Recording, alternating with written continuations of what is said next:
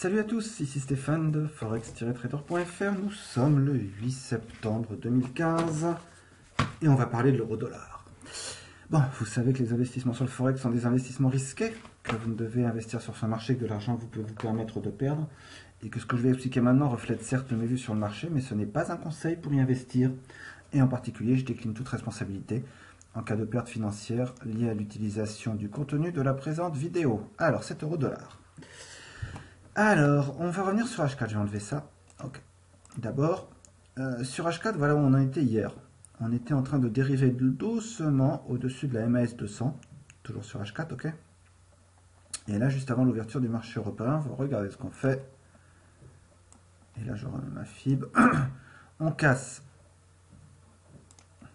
cette résistance à 1,11,7 et en même temps, on fait un reversal sur un 8,86, 7,86. On est juste avant l'ouverture des marchés européens, encore une fois. Il n'y a pas de news à venir pendant la session européenne. On arrive en même temps au niveau, on voit ici, de la MAS 100 vers 1,12,3, 1,12,4, qui est résistante. Alors, si on revient sur des plus grosses time frames, on voit qu'on est en train de tourner autour de 1,12, qui est un niveau de fibre mensuel. Et si je mets ici un niveau horizontal, vous voyez là, là, ici un peu, c'est un niveau un peu compliqué à passer. Donc on est sur un niveau compliqué pour l'euro-dollar. Et il faut essayer de ne pas faire n'importe quoi. Si on regarde sur la semaine, on était dans un range à peu près 1,14,6, 1,08. On y est toujours. On a essayé de sortir, on a été bloqué ici par la MAS 55, on est revenu dans le range. Et là, on est soutenu par la MAS 20 vers 1,11,3.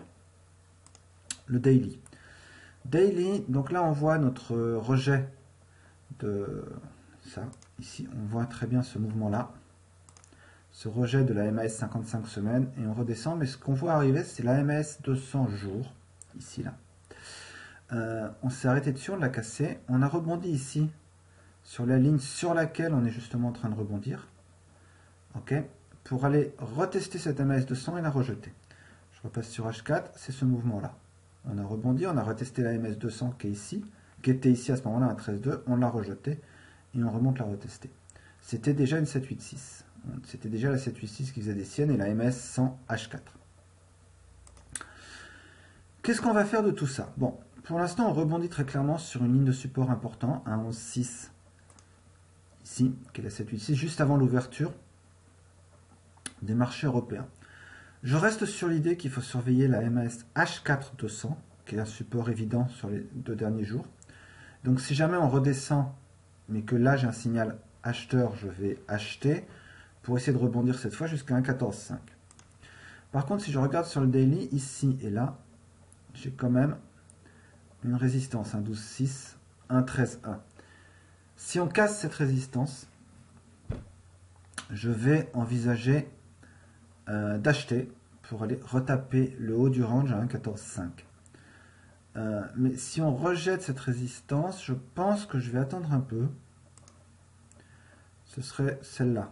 Alors, on peut essayer de vendre un signal vendeur ici, vers 1,12,3, surtout que vers 1,12,3, ça nous amène où ça?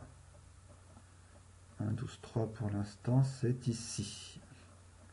Donc il n'y a pas grand chose qui s'y passe. Peut-être qu'il va falloir attendre que la MS 200 arrive ici. On voit quand même qu'on a la MS jour 20 à cet endroit-là.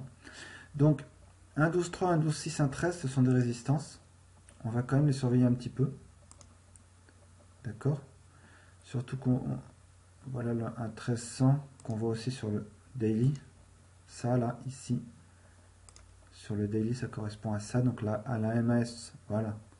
À la MS 55. Donc pour l'instant, j'envisage pas d'acheter à cet endroit-là. J'ai besoin d'un retour ici pour acheter, pour avoir assez de place pour affronter cette résistance et cette résistance. Sinon, mon ratio risque-profit sera pas assez bon, sera pas assez intéressant. Donc, j'envisagerais bien d'acheter ici. Et similairement, j'envisagerais bien de vendre ici, quelque part là, pour redescendre sur cet endroit ici, ou là. Acheter sur du plus long terme, sur du trend, sur de la tendance, il faudrait au minimum qu'on casse ça, un 13,1. Et à ce moment-là, j'envisagerais d'aller sur 14,5 et plus loin. Dans l'autre sens, si je vends à 1,11, faisant attention ici, hein, il faudra vraiment que j'ai un beau signal, parce que là, on a ici, je pense que c'est un 11 d'ailleurs, un 11, ok. Si on casse un 11, on peut essayer de vendre vers le retour vers 1,8. Voilà. Donc, je récapitule. Surveillez cette zone-là, 1,11. 1,11, 1,11, 20. Pour voir, soit pour vendre si on casse, soit pour acheter si on rebondit. Actuellement, j'envisage pas de donner suite à ce mouvement-là. Donc, on n'a pas cassé ça. 1,12,3. 1,12,6, 1,13. Par contre, je vais chercher à vendre ces endroits-là. 1,12,3, 1,12,6, 1,13. Pour revenir d'abord sur la MS 200 et puis sur le ici sur le support du range, parce que même si on a essayé de monter, on a très nettement une fausse cassure de la résistance de ce range et il n'est pas impossible qu'on redescende maintenant, retester le support. Voilà.